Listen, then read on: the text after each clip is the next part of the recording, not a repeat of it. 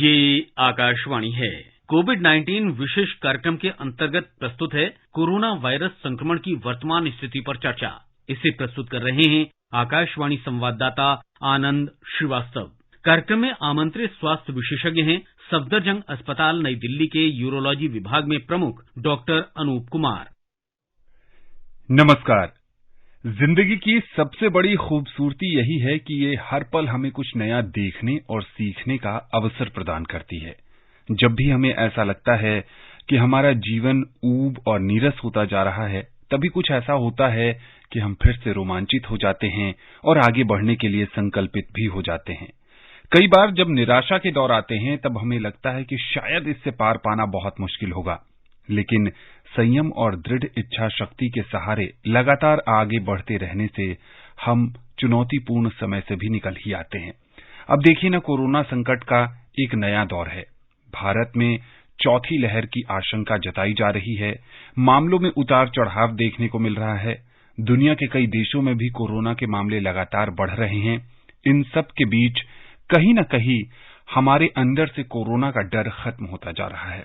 बहुत सारे लोग मास्क नहीं लगा रहे हैं और इसीलिए शायद मामले दोबारा बढ़ रहे हैं। एक बात याद रखिए, जब तक ये महामारी कायम है, कोविड प्रोटोकॉल का पालन भी बेहद जरूरी है। आज के कार्यक्रम के साथ मैं हूं आनंद श्रीवास्तव और मेरे साथ हैं वरिष्ठ स्वास्थ्य विशेषज्ञ डॉक्टर अनूप कुमार। डॉक्टर अनूप, कार्यक्रम में आपका बहुत बहुत स्वागत है। बहुत बहुत नमस्कार सभी श्रोताओं को। सर, यहीं से शुरू करते हैं। देश में चौथी लहर की आशंका जताई जा रही है। मामलों में लगातार उतार चढ़ाव देखने को मिल रहा है।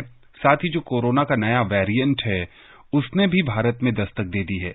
आज एक ऐसी भी खबर आई कि डेल्टा के सब वेरिएंट ने भी अपना प्रहार दिखाना शुरू कर दिया है। क्या कहेंगे इन सब पर आप? देखिए आनंद जी, जैसा हम देख रहे हैं कि थर्ड वेव तो हमारी ऑलमोस्ट ढलान पर आ चुकी है सभी राज्यों में, लेकिन कुछ राज्यों में केसेस फिर बढ़ रहे हैं। और जो वेरिएंट्स की हम बात करते हैं, ये तो हमें पता है कि ये वायरस का स्वाभाविक एक रूप है कि वो अपना जो मॉर्फोलॉजी है वो चेंज करता रहता है ताकि वो होस्ट में जीवित रह सके। अभी जो वेरिएंट्स हम देख रहे हैं भारत में, लकीली वो ज्यादा घातक नहीं है। और अगर हम बात करें दिल्ली शहर की, तो अभी हमारे अराउंड 1300 केसेस पर डे आ रहे हैं और हॉस्पिटलाइजेशन हमारा लेस देन 1% है और ज्यादातर पेशेंट जो है घर पर ही ठीक हो रहे हैं। ज्यादातर वेरिएंट्स बहुत माइल्ड हैं और बच्चों को भी अगर बीमारी होती है तो भी 4 से 5 दिन में ठीक हो जाती है। लेकिन फिर भी जैसे आपने बताया, कुछ एक वेरिएंट हैं जो घातक हो सकते हैं, जैसे डेल्टा वेरिएंट और ओमिक्रॉन वेरिएंट का जो मिलके एक प्ररूप आता है, वो ज्यादा घातक साबित हो सकता है, स्पेशली उन पेशेंट्स में जिनको पहले से हाई रिस्क कैटेगरी में वो आते हैं, जिनको पहले से हार्ट डिजीज है, लंग डिजीज है या उनको कोई किडनी का बीमारी है, पहले से इम्यूनो कॉम्प्रोमाइज है। इनमें अगर वो वेरिएंट संक्रमण करेगा तो इन लोगों को ज्यादा घातक कॉम्प्लिकेशन हो सकती है। तो इसलिए आपने कहा, बिल्कुल अभी हमें सजग रहना है, लापरवाह नहीं रहना है। केसेस अभी भी आ रहे हैं भारतवर्ष में, खत्म नहीं हुए हैं और डेथ फिर भी बहुत कम है, लेकिन फिर भी हो रही है। तो इसलिए हमें सजग रहना पड़ेगा। अगले कम से कम 6 से 8 महीने हमें और ऐसे ही चलना है, बरतते हुए, सभी गाइडलाइंस को पालन करते हुए और सरकार के साथ कंधे से कंधा मिलाते हुए, तभी हम केसेस को कंट्रोल कर पाएंगे। नहीं तो हम देख रहे हैं अमेरिका, यूरोप, यूके, वहां पर केसेस काफी बड़े हैं, क्योंकि वहां भी लोगों ने सरकार का जो निर्देश है उसको मानना बंद कर दिया है। तो हम चाहते हैं कि भारत में ऐसा ना हो और लोगों को समय पर जाग जाना चाहिए और भारत सरकार की जो निर्देश है उसको पालन करना चाहिए। डॉक्टर साहब, आपने क्या अनुभव किया? ये जो एक नई लहर आने की आशंका है, या फिर यूं कहें कि जब दोबारा से मामले बढ़ने लगे हैं पिछले 20-25 दिन से, तो इसमें जो लोग संक्रमित हो रहे हैं, क्या वो गंभीर रूप से संक्रमित हो रहे हैं, अस्पताल में भर्ती करने की आवश्यकता है, या फिर ये नॉर्मल फ्लू की तरह ही सर्दी जुकाम का मामला है जो 2-3 दिनों में ठीक हो जा रहा है? आपका क्या अनुभव रहा है? अभी जो नई जो हम फेज कह सकते हैं, हम उसको वेव ना बोले, नई फेज जो आई है कोरोना की भारत में, अभी ज्यादातर पेशेंट हमारे होम आइसोलेशन में ही ठीक हो रहे हैं और हम मान के चलेंगे 95 से 96% लोग जो हैं घर पर ही ठीक हो रहे हैं। और 1 से 2% लोग हैं जिनको हॉस्पिटलाइजेशन यानी कि अस्पताल में जाना पड़ रहा है, क्योंकि वो पहले से ही हाई रिस्क कैटेगरी, जैसे मैंने बताया, उनको बिलोंग करते हैं। तो इसलिए अभी तो कंडीशन हमारी कंट्रोल में है, अभी हमारी हेल्थ केयर पर कोई ज्यादा भार नहीं पड़ा है, क्योंकि जब तक लोग घर पर ही ठीक होते जाएंगे तब तक हमारी हेल्थ केयर के ऊपर कोई प्रेशर नहीं पड़ेगा। लेकिन अगर हम उसको सतर्क ना रहे तो ऐसा हो सकता है कि वो जो लोग जिनको हाई रिस्क कैटेगरी डिजीज है वो काफी संख्या में भारत में है, वो संक्रमित होते जाएंगे तो हॉस्पिटलाइजेशन बढ़ भी सकता है। इसलिए अभी तो कंडीशन कंट्रोल में है, अभी हमें पैनिक नहीं होना है, लेकिन सावधान जरूर रहना है। बच्चों को लेकर भी इस जो नया फेज है कोरोना का, उसमें ये देखने को मिला है कि बच्चे भी बड़ी तादाद में संक्रमित हो रहे हैं। भले ही उनकी रोग प्रतिरोधक क्षमता ठीक है, लेकिन वो भी एक बड़े सुपर स्प्रेडर की भूमिका निभा सकते हैं। डॉक्टर अनूप, बिल्कुल, देखिए, शुरू से ही जब से कोरोना इस विश्व में आया है तब से देखा गया है, जो रिसर्च आया है कि बच्चों में इसका प्रभाव थोड़ा कम होता है as compare to adults, because एक रिसेप्टर होता है जिसपे वायरस जाके अटैक करता है और उसके जरिए वो जो हमारा होस्ट होता है उसके अंदर जाता है। उस रिसेप्टर का नाम होता है ACE2 यानी एंजियोटेंसिन कन्वर्टिंग एंजाइम रिसेप्टर उसका नाम है। वो हमारे बच्चों में जन्म से ही कम होते हैं। जैसे जैसे हमारी उम्र बढ़ती है वैसे वैसे रिसेप्टर्स की डेंसिटी बढ़ती है। तो इसका एक साइंटिफिक रीजन है क्यों बच्चों में कम होता है, लेकिन हमें फिर भी हो सकता है और उसमें संक्रमण से वो बच्चे कैरियर, जैसे आपने बताया, बिल्कुल कैरियर का रूप धारण करके अपने और बुजुर्ग जो उनके दादा दादी हैं या और कोई रिश्तेदार हैं उनमें फैला सकते हैं। तो इसलिए हमें बच्चों को भी बचाना है, क्योंकि वो बच्चे जिनको एस्थमा है, कई ऐसे बच्चे हैं जिनको डायबिटीज है, एस्थमा है, कोई इम्यूनो कॉम्प्रोमाइज डिजीज है, वो बीमारियां अगर किसी बच्चे को है तो उसको कोरोना हो तो उसमें वो घातक भी सकता है। तो इसलिए हमें बच्चों की लापरवाही नहीं रखनी है। बच्चे कैरियर की तरह भी इसको बीमारी को फैला सकते हैं और बच्चों में मास्क लगाना भी हम जानते हैं मुश्किल होता है जी। तो ये सब चीजों को देखते हुए सरकार बड़ी गंभीर है कि बच्चों में वैक्सीनेशन स्टार्ट कर दी है सरकार ने, और जो कड़े जो उन्होंने कोविड अप्रूव्ड बिहेवियर बताए हैं स्कूल्स को, वो फॉलो किए जा रहे हैं। कार्यक्रम में हमारे साथ पहले कॉलर जुड़ गए हैं। उत्तर प्रदेश के बड़ौद से हैं महेश शर्मा जी। महेश जी, आप हमारे नियमित श्रोता हैं, एक बार फिर से कार्यक्रम में आपका बहुत बहुत स्वागत है। नमस्कार जी। नमस्ते। आपका स्वागत हमेशा रहता है जी। शुक्रिया। और आपका प्रोग्राम हमेशा लाजवाब होता है और ज्ञानवर्धक। बहुत आभार महेश जी। आज क्या जानना चाहते हैं? मैं जानना चाह रहा हूँ जी, लोग बाग जो है कोई भी मास्क नहीं लगाना चाहता, पता नहीं क्या चक्कर है जी। बहुत चिंता का विषय है और कोरोना का दौर बढ़ता जा रहा है जी।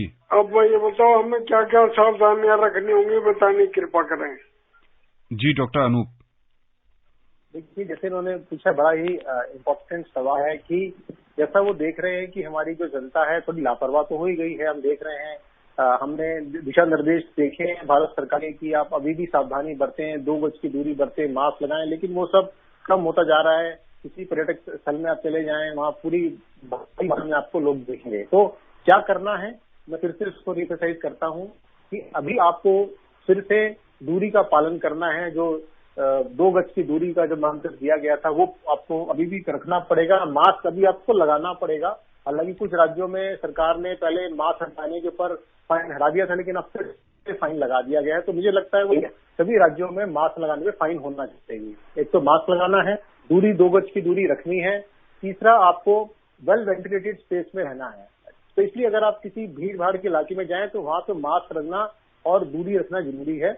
तीसरा, मैं बोलूंगा वैक्सीनेशन। जिन लोगों ने फर्स्ट डोज, सेकंड डोज नहीं लगाई है वो तो हालांकि कम मात्रा में लोग हैं, बट उनको लगा लेनी चाहिए। और जिन लोगों ने थर्ड डोज या प्रिकॉशनरी डोज लगाई उनको भी लगा लेना है चाहिए। तो बच्चे हैं जिसके लिए भारत सरकार ने अभी वैक्सीनेशन स्टार्ट किया है, जो 12 कम के बच्चे हैं उनके लिए भी जो है वैक्सीनेशन लगनी स्टार्ट हो जानी चाहिए। तो ये आप करते रहें। कुछ चीजों का ध्यान रखें, जैसे पानी की मात्रा आपके शरीर में 2 से 3 लीटर रोज जानी चाहिए। गर्मियों का समय है, जितना पानी आप ज्यादा पिएंगे आपकी बॉडी की इम्यूनिटी बढ़ेगी। कुछ और कारण जिसकी वजह से इम्यूनिटी बढ़ सकती है, आपको अपना फ्रेश फूड खाना है, ड्रिंक, अल्कोहल और स्मोकिंग से दूर रहना है और 30 मिनट का व्यायाम करना है। ये सब चीजें अगर सिंपल मात्रा में आप फॉलो करेंगे तो आप अपनी इम्यूनिटी बढ़ा सकते हैं। महाराष्ट्र के ठाणे से हमारे साथ गुरुनाथ जी जुड़ गए हैं। गुरुनाथ जी, कार्यक्रम में बहुत बहुत स्वागत है आपका। सर नमस्कार। नमस्ते। डॉक्टर साहब को भी नमस्कार। सर मेरा क्वेश्चन है सर, ये जो अपना IIT मुंबई का सर एक स्टडी आया था सर, उसमें उन्होंने कहा था कि जो कोरोना होने के बाद जो पुरुषों में जो प्रजनन क्षमता कम होती है सर, ये और हमारे देश में स्टडी और बाकी बाहर भी इसका स्टडी हुआ है क्या, और ये कितना सच है सर? थैंक यू जी। डॉक्टर अनूप। हाँ जी, इन्होंने बड़ा डिफरेंट क्वेश्चन पूछा है, क्योंकि इस पे शोध आया है जो कि वेस्टर्न कंट्रीज से है और भारत से भी शोध अभी आया है। तो देखा गया है कि कोविड होने के बाद जो हमारा रिप्रोडक्टिव सिस्टम है उसमें इन्फ्लेमेशन परसिस्ट करता है, और समय के साथ ये देखा गया है कि न सिर्फ इरेक्शन यानी कि जो संभोग करने की क्षमता वो कम हो जाती है, बल्कि स्पर्म प्रोडक्शन पे भी फर्क पड़ता है, यानी शुक्राणु के बनने की क्षमता वो भी कम हो जाती है। तो इसलिए देखा जा रहा है कि पुरुषों में सेक्स की जो रोग है वो बढ़ रहे हैं कोविड के बाद, नंबर 1।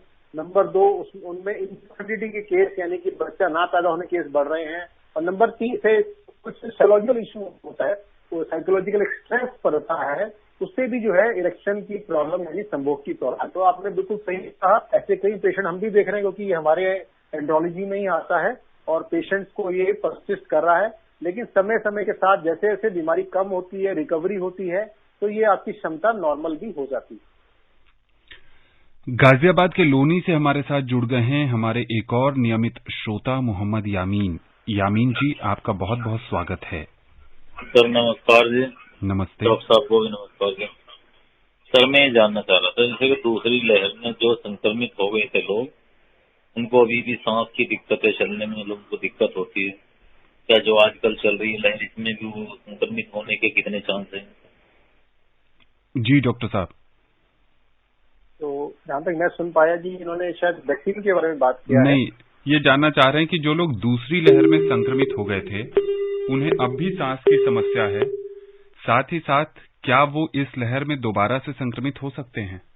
हाँ बिल्कुल, देखिए जो लोग सेकेंड वेव में संक्रमित हुए थे उनके दोबारा संक्रमित होने के चांस बिल्कुल हैं, क्योंकि जो सेकेंड वेव में संक्रमित हुए उनकी जो एंटीबॉडीज नेचुरल वे में बनी इन्फेक्शन के द्वारा वो नॉर्मली देखा गया है कि 8 से 9 महीने तक ही परसिस्ट करती हैं, और कुछ लोगों में तो बहुत जल्दी खत्म हो जाती है। अगर उन लोगों ने वैक्सीनेशन भी लगवाई है तो उनके पास फिर आर्टिफिशियल इम्यूनिटी जो वैक्सीन से आई उसको और जो नेचुरल इम्यूनिटी मिला के इसको हाइब्रिड इम्यूनिटी बोलते हैं, वो इम्यूनिटी भी हमें देखा गया है कि 9 से 10 महीने के बाद कम होनी शुरू हो जाती है। इसलिए सरकार ने प्रिकॉशनरी डोज की बात की है। तो मैं बिल्कुल ये कहूंगा कि जिन्होंने सेकेंड वेव में जो पॉजिटिव हो गए वो फिर से उनकी क्षमता उनके अंदर की वो थर्ड वेव में या नेक्स्ट वेव में भी संक्रमित हो सकते हैं। और जिन लोगों में जैसे आपने कहा सांस की बीमारी है, वो सांस की बीमारी परसिस्ट करती है कोविड होने के बाद, वो कई महीनों तक परसिस्ट कर सकती है। तो इसी के लिए सरकार ने जगह जगह पोस्ट कोविड फॉलोअप क्लिनिक्स खोले हैं। तो जिन लोगों को बीमारी है वो जाके डॉक्टर्स को दिखाएं, सिंपल दवाइयां और फिजियोथेरेपी से हम उस बीमारी को कंट्रोल में ला सकते हैं, और 3 से 6 महीने में वो बीमारी बिल्कुल ठीक हो सकती है। डॉक्टर साहब, कुछ समय पहले ICMR की तरफ से सीरो सर्वे करवाए जा रहे थे और उसमें देखा जा रहा था कि बड़ी तादाद में लोग कोरोना संक्रमित हो गए हैं। अगर हर्ड इम्यूनिटी की बात करें तो इस समय भारत जैसे देश में हर्ड इम्यूनिटी की क्या स्थिति आप देखते हैं? बिल्कुल, देखिए सर्वेज हमारे पहले से होते आ रहे हैं, अब भी हुए हैं, और ये देखा जा रहा है कि बड़ी संख्या में हमारे लोग ऑलरेडी संक्रमित हैं, और हमारा भारत हर्ड इम्यूनिटी की तरफ अग्रसर है। लेकिन हमारे सरकार की जो कोशिशें थी वो कभी भी हर्ड इम्यूनिटी की तरफ नहीं थी, और सरकार ने ये इस पर जोर दिया है कि हम पहले से ही अपनी इम्यूनिटी वैक्सीनेशन से बना लें ताकि हमें इन्फेक्शन ही ना हो।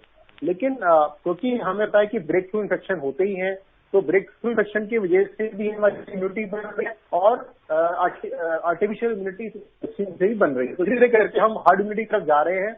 हर्ड इम्यूनिटी कॉन्सेप्ट ये होता है कि 70% ऑफ पॉपुलेशन चाहे वैक्सीनेशन से या इन्फेक्शन से उसके अंदर इम्यूनिटी बन जाए तो हम हर्ड इम्यूनिटी पा लेते हैं, तब एक इंसान से दूसरे इंसान में वायरस जो है ट्रांसमिट नहीं होता है। तो हम उस तरफ अग्रसर हैं, बट अभी पूरे तक नहीं पहुंचे हैं वहां तक।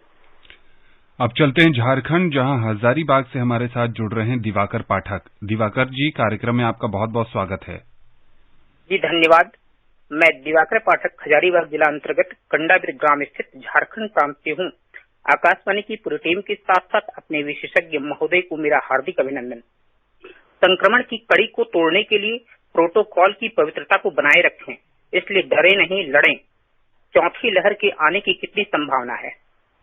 जी डॉक्टर साहब, देखिए, जो नेक्स्ट वेव की हम बात करते हैं, वो संभावनाएं बिल्कुल रहती हैं, इसीलिए भारत सरकार ने इतनी तैयारी कर रखी है। तो संभावना बिल्कुल है, लेकिन क्या हम उस वेव अगर आती है, क्या उसको हम कम कर सकते हैं? उसके परिणाम को, जो घातक परिणाम हो सकते हैं, वो बिल्कुल हम कम कर सकते हैं।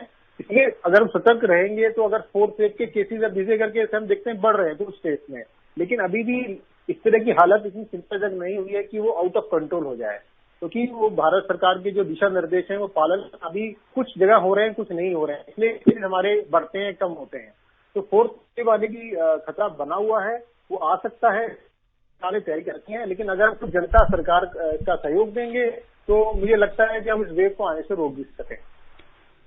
डॉक्टर अनूप, आप मूत्र रोग विशेषज्ञ हैं, ऐसे में आपसे ये भी समझना चाहेंगे कि कोई भी व्यक्ति होता है, उसमें क्या लक्षण दिखते हैं कि उसको यूटीआई या फिर मूत्र रोग संबंधी जो बीमारियां हैं वो शुरुआत हो सकती हैं? मतलब किन लक्षणों को देखकर उसे आप जैसे डॉक्टर के पास जाना चाहिए? अगर किसी पेशेंट को ऐसा लगता है कि इसको यूरिन में जलन हो रहा है, यूरिन बार बार जाना पड़ रहा है, इसको बुखार आ रहा है और यूरिन करते हुए दर्द हो रहा है, यूरिन में खून आ रहा है और कई बार लोअर एब्डोमेन में पेन हो रहा है, ये सिम्टम्स हैं कि आपको यूरिनरी ट्रैक्ट इन्फेक्शन है। ये लोअर ट्रैक्ट इन्फेक्शन यानी कि जो नीचे का हिस्सा होता है हमारा पेशाब का, उसको ब्लैडर और यूरेथ्रा बोलते हैं, या मेल से प्रोस्टेट भी होता है, गदूर, उस इन्फेक्शन है। जैसे जैसे इन्फेक्शन ऊपर बढ़ता है, जब किडनी में चला जाता है, तो तब उसका पेशेंट को पेन होगा अपर एब्डोमेन में और साथ में उल्टी आ सकती है और बुखार और तेज हो सकता है। तो वो अपर ट्रैक्ट यूरिनरी इन्फेक्शन के सिम्टम्स हैं। तो अगर किसी को ये सिम्टम्स आते हैं तो तुरंत जाके जो निकट के विशेषज्ञ है, यूरोलॉजी वाले, उनको दिखाएं। तो एक सिंपल टेस्ट करके डायग्नोज कर सकते हैं, तो समय पर अगर ट्रीटमेंट चालू कर दें तो हम कॉम्प्लिकेशन को अवॉइड कर सकते हैं। वो क्या क्या उपाय हैं डॉक्टर साहब जिसको आदमी अपने दिनचर्या में शामिल करे ताकि उसे किडनी संबंधी भी परेशानी न हो और यूटीआई जैसी दिक्कत से भी वो दूर रहे? देखिए, 3-4 बातें बहुत जरूरी हैं इन्फेक्शन से बचने के लिए। नंबर 1, आपको पानी की मात्रा का उचित सेवन करना है। और हम बात करते हैं एडल्ट्स में, तो हमें, अगर हम 2 से 3 लीटर पानी गर्मियों में पीते हैं तो हमारा जो पेशाब है वो दिन में हमारा 2 लीटर तक पेशाब रोज आना चाहिए। ये हमारी एक मापदंड रहता है। और सर्दियों में हम उसको 2 लीटर तक मिनिमाइज कर देते हैं, मतलब मैक्सिमम लिमिट 2 लीटर कर देते हैं पानी की, क्योंकि हमारा जो आउटपुट है वो 1.5 to 2 लीटर्स के अराउंड रहता है। तो पानी की मात्रा जरूरी है। दूसरा, कुछ ऐसे खाने की चीजें जिससे इन्फेक्शन कम होता है, जैसे कि नींबू या ऑरेंज, जिसमें विटामिन सी होता है और वो हमारे यूरिन को एक्सपाई करता है, इसमें इन्फेक्शन कम होता है। नंबर 3, अगर आपको कोई डायबिटीज है तो आपको डायबिटीज का समय पर ध्यान रखना है, समय पर दवाई लेनी है, पूरा परहेज करना है, क्योंकि डायबिटीज होने से आपके इन्फेक्शन होने की क्षमता, रिस्क जो है बढ़ जाती है। नंबर 4, अगर आपको प्रोस्टेट की बीमारी है जो कि एडल्ट्स में 50 साल के बाद मेल्स को होती है, तो उसका इलाज भी आप समय पर कराएं, क्योंकि ये हो सकता है कि अगर आपकी गदूद की तकलीफ बढ़ेगी तो इन्फेक्शन होने के चांस बढ़ जाते हैं। और 5वां ये मैं बोलना चाहूंगा कि जो हमारे 50 साल से ऊपर के मेल्स हैं, तो साल में एक बार अपना एनुअल हेल्थ चेकअप जरूर करवाएं डॉक्टर्स के पास जाके। उसमें सिंपल अल्ट्रासाउंड, यूरिन टेस्ट हम करते हैं, ताकि अंदर कोई अगर कंजेनाइटल ऐसी प्रॉब्लम है जो रुकावट कर रही है, क्योंकि जहां भी रुकावट होगी वहां यूरिन इकट्ठा होगा और यूरिन इकट्ठा होगा तो वहां पर इन्फेक्शन होगा। तो वो चीजों को हम अवॉइड कर सकते हैं। जी, कार्यक्रम में हमारे साथ जुड़ गए हैं गुरुग्राम से सुभाष जी। सुभाष जी, कार्यक्रम में आपका बहुत बहुत स्वागत है। धन्यवाद सर। नमस्ते। नमस्कार। डॉक्टर साहब की नमस्कार। सर, मैं पूछना चाहता था, अभी डॉक्टर साहब से आपने खुद सवाल किया है कि दैनिक दिनचर्या में आदमी कौन सी ऐसी बदलाव मिला है, प्रक्रिया आपने सुधार करे। वो सवाल का जवाब बढ़िया से हमें मिला, सुने हम डॉक्टर साहब से और संतुष्टि मिली। जी सर, एक चीज मैं पूछना चाहूंगा कि सर ये चौथी लहर का जो प्रक्रिया है, ये मतलब ये कब तक रह सकती है, या मतलब इसका कुछ रीजन? धन्यवाद सर।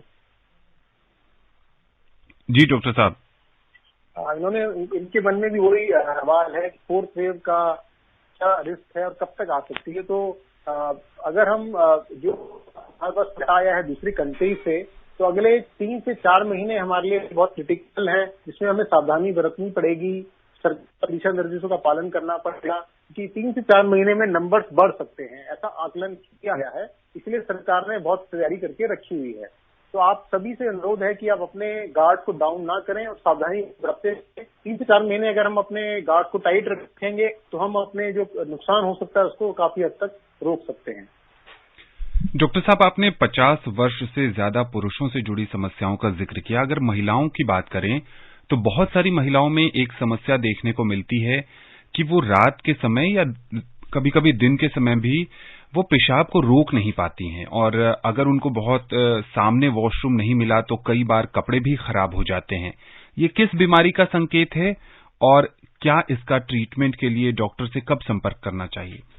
आपने बड़ा अच्छा क्वेश्चन पूछा आनंद जी, क्योंकि ये जो बीमारी है ये बहुत ज्यादा इंडिया में प्रिवलेंट है। हर 3 में से 1 महिला को 50 साल के बाद ये बीमारी होती है। इसका नाम है ओवर एक्टिव ब्लैडर जी, यानी कि हमारा ब्लैडर ज्यादा कॉन्ट्रैक्ट करता है, जिसके कारण पेशेंट को ऐसा फील होता है कि पेशाब बार बार आने की उसको इच्छा लगती है और वो उसको रोक नहीं पाता है। इसको अर्जेंसी बोलते हैं, और कई बार ना रोकने की वजह से पेशाब निकल भी जाता है जी, उसको इनकॉन्टिनेंस हो जाता है।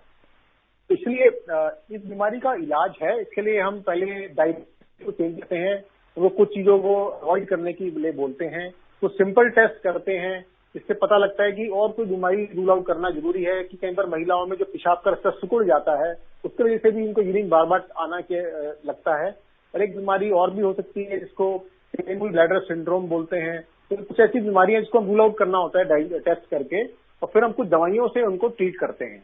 तो इसका इलाज थोड़ा लंबा चलता है, लेकिन कई पेशेंट्स में बड़ा अच्छा आराम मिलता है और पेशेंट बिल्कुल ठीक हो जाता है। तो इसलिए ऐसे पेशेंट जिनको ऐसे सिम्टम है एक निकटतम न्यूरोलॉजिस्ट को दिखाएं, इसका इलाज बिल्कुल संभव है जी। गाजियाबाद से हमारे साथ सुभाष जी जुड़ गए हैं। कार्यक्रम में आपका बहुत बहुत स्वागत है। नमस्कार। नमस्ते डॉक्टर साहब को भी नमस्कार जी। अपना सवाल पूछिए। सर, मेरा सवाल यह है कि 50 साल की उम्र के बाद जब डायबिटीज हो जाती है तो बॉडी में क्या क्या इफेक्ट देखने को मिलते हैं डायबिटीज के कारण?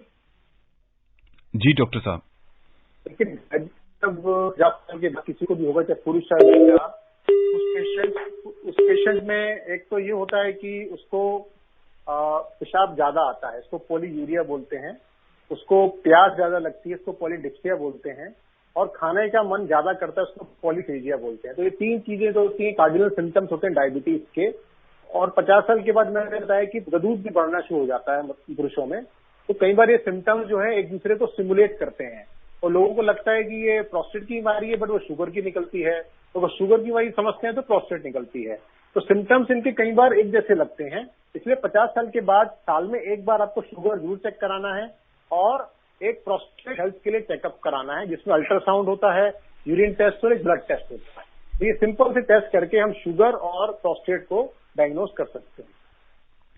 डॉक्टर साहब, एक और सवाल है, जैसे मधुमेह का जिक्र हो रहा है तो मधुमेह ज्यादातर आनुवांशिक बीमारी के तौर पर देखा जा रहा है। अगर दादा को होता है या पिताजी को होते हैं तो बच्चों में भी होने का खतरा बढ़ जाता है। क्या ऐसी जो समस्या है वो मूत्र रोग के साथ भी है, या फिर किडनी जो फंक्शन टेस्ट है, जो किडनी की बीमारी है, उसमें भी ऐसा देखने को मिलता है? आपका क्या अनुभव है?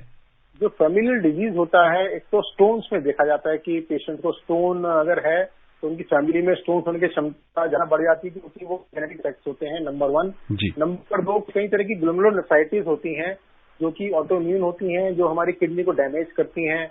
वो भी कुछ फैमिलियल सिंड्रोम्स यानी फैमिली में रन करती हैं जी। कैंसर्स होते हैं जो कुछ फैमिली में रन करते हैं, वो किडनी के कैंसर हो सकते हैं, उसमें या प्रोस्टेट कैंसर हो सकता है पुरुषों में, तो ये फैमिलियल हो सकता है।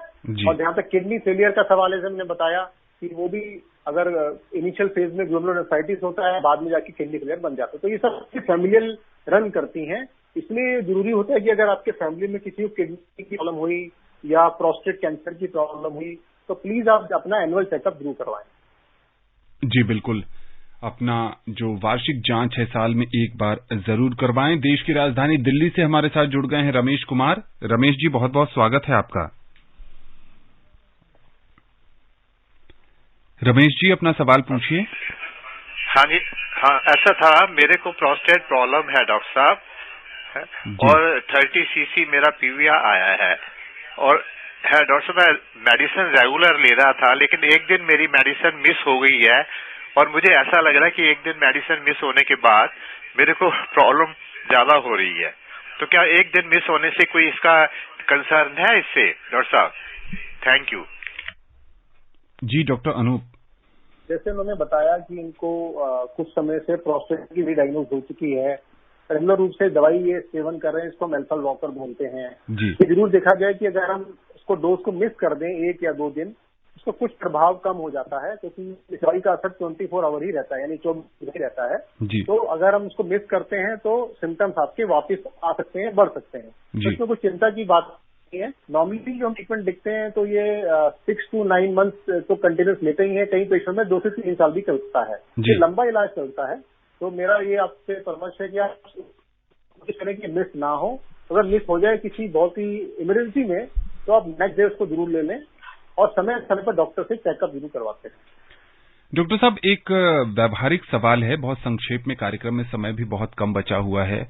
जो किडनी के मरीज होते हैं उनको ज्यादातर कहा जाता है कि पानी कम पिए, इसके पीछे का क्या लॉजिक है? और बहुत सारे आर्टिकल्स में हम ये भी पढ़ते हैं कि जितनी प्यास है उतनी पानी पीनी चाहिए, आपकी क्या राय है? जो बिल्कुल किडनी की यानी जो किडनी फेलियर से ग्रसित हैं, ये कहा जाता है कि नॉर्मली हम उनको फ्लूइड ओवरलोड से बचाते हैं, क्योंकि जो हमारी जो पानी होता है वो किडनी के थ्रू यूरिन के रास्ते निकलता है जी। अगर हमारी किडनी जो फिल्ट्रेशन पावर है वो कम हो गई है बिकॉज ऑफ किडनी डिजीज, तो हम कुछ भी पानी अगर पियेंगे वो फिल्टर नहीं हो पाएगा, बॉडी के अंदर रह जाएगा, तो इसलिए हमारी बॉडी में सूजन आ जाती है जी। तो ये कहा जाता है जिनको किडनी बीमारियां हैं 1 लीटर अराउंड हम बोलते हैं कि इसको पानी पीना है। यानी कि अगर वो 24 आवर में अपना पेशाब को एक बार नाप ले, एक हमारे पास सिंपल डिवाइस होता है, इसको नाप ले, इतना पेशाब आ रहा है, उसमें 300-400 ml ऐड करके वो पानी पिएगा, तो वो हमेशा जो है एक इक्वल बैलेंस में रहेगा, ना नेगेटिव में ना पॉजिटिव में रहेगा। तो ये बहुत जरूरी है जी। बिल्कुल सही बात कह रहे हैं। चलते चलते आप क्या संदेश देंगे हमारे श्रोताओं को कोरोना की चौथी लहर की आशंका के बीच? मैं सभी श्रोताओं को ये अनुरोध करना चाहूंगा कि चौथी वेव का जो रिस्क है वो अभी भारत में है, बना हुआ है। अगले 4 से 5 महीने हमारे लिए बहुत जरूरी है कि हम सारे दिशा निर्देशों का पालन करें, हम मास्क लगाएं, वैक्सीनेशन करें, 2 गज की दूरी करें और अपने इम्यूनिटी का ध्यान रखें, तो हम आने वाले 4th को परास्त कर सकते हैं। डॉक्टर साहब, आकाशवाणी के इस खास कार्यक्रम से जुड़ने के लिए और विशेषज्ञ राय देने के लिए आपका बहुत बहुत आभार। बहुत बहुत धन्यवाद। तो जैसा कि डॉक्टर साहब बता रहे थे कि अपनी दैनिक दिनचर्या में परिवर्तन करने के साथ साथ कुछ जरूरी उपायों को शामिल करके हम बहुत सारी समस्याओं से बच सकते हैं, खासकर पेशाब से जुड़ी दिक्कतों से भी हम बच सकते हैं। डॉक्टर अनूप ने यह भी कहा कि देश में चौथी लहर की आशंका बनी हुई है और इन सब के बीच हम सबको ये समझना चाहिए कि हम जहां भी जाएं कोविड प्रोटोकॉल का पालन जरूर करें। आपके भी आसपास कई लोग आपको ऐसे मिल जाएंगे जो ये कहते हैं कि बहुत दिन मास्क लगा लिया, बहुत दिन सैनिटाइजर का उपयोग कर लिया, अब ये नहीं होता है, अब मन में ऊब की भावना आ गई है। ऐसे में एक बात का ध्यान रखिए कि जीवन बहुत अनमोल है। अगर आप संक्रमित होते हैं तो आप अपने माँ बाप, आप अपने बच्चों को भी संक्रमित कर सकते हैं, आप अपने परिजन को भी संक्रमित कर सकते हैं, और किसको कौन सी पहले से बीमारी है, किसमें संक्रमण का खतरा कितना ज्यादा बढ़ जाए, ये आपको पता नहीं है। ऐसे में जहां तक संभव हो सुरक्षित दूरी का पालन करिए, मास्क तो जरूर लगाइए क्योंकि इस समय यही सुरक्षा कवच है, और अगर आपके प्रिकॉशन डोज का टाइम हो गया है तो वो भी जरूर लीजिए। स्वस्थ रहिए, खुशहाल रहिए और संक्रमण से बचे रहिए। नमस्कार। कोविड-19 विशेष कार्यक्रम के अंतर्गत अभी आप सुन रहे थे कोरोना वायरस संक्रमण की वर्तमान स्थिति पर चर्चा। इसे प्रस्तुत कर रहे थे आकाशवाणी संवाददाता आनंद श्रीवास्तव। कार्यक्रम में आमंत्रित स्वास्थ्य विशेषज्ञ थे सफदरजंग अस्पताल नई दिल्ली के यूरोलॉजी विभाग में प्रमुख डॉक्टर अनूप कुमार। ये कार्यक्रम आकाशवाणी के समाचार सेवा प्रभाग द्वारा प्रस्तुत किया गया। इसे आप हमारे mobile app news on AIR और YouTube channel news on AIR official पर भी सुन सकते हैं। इस कार्यक्रम के संबंध में अपनी प्रतिक्रिया आप हमें ईमेल कर सकते हैं। पता है airnsdtalks@gmail.com। ये कार्यक्रम फिर से सुनने के लिए लॉग ऑन करें हमारी वेबसाइट newsonair.nic.in।